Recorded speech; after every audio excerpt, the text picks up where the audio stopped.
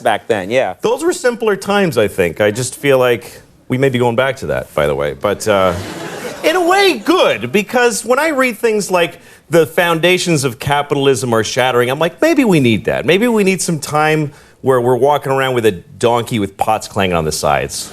You think that would just bring us back to reality? Yeah, because everything is amazing right now and nobody's happy. Like, in my lifetime, the changes in the world have been incredible. When I was a kid, we had a rotary phone.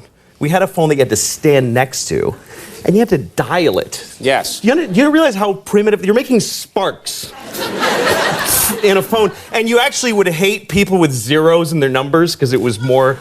It's like, oh, this guy's got 2 zeros. Screw that guy. Why do I want to? And then if they called and you weren't home, the phone would just ring lonely by itself. And then if you wanted money, you had to go in the bank for when it was open for like 3 hours. You had to stay in line, write yourself a check like an idiot.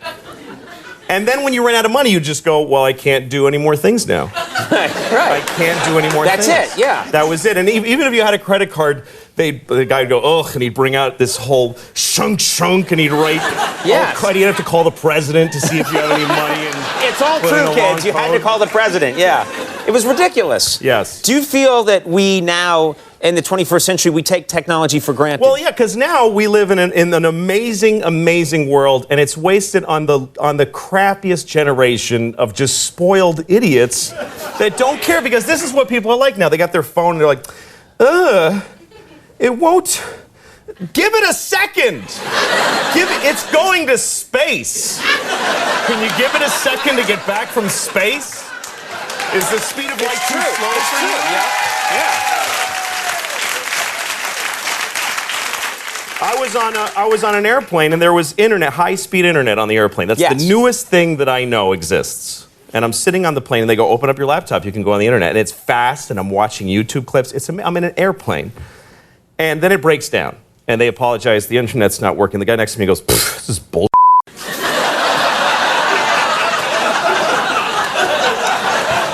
Like, how quickly the world owes him something he knew existed only 10 seconds ago. Right. And on planes,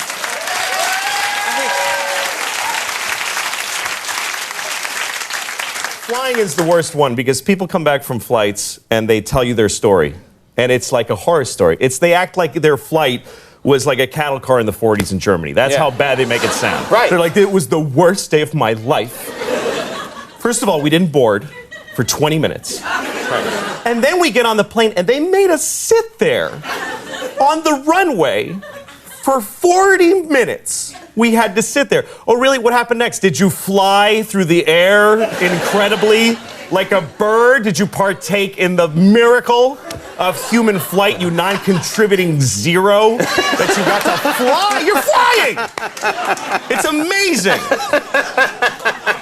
Everybody on every plane should just constantly be going, oh my God! Wow! Yes! You're flying. You're sitting in a chair in the sky. Yes.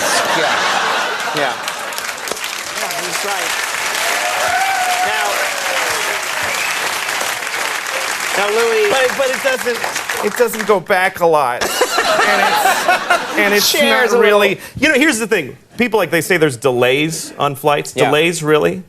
New York to California in 5 hours. That used to take 30 years to do that. And a bunch of you would die on the way there and have a baby. You'd be a whole different group of people by the time you got there. Now you watch a movie and you take a dump and you're home. Yeah. Nicer way to say it than that, but yeah. No.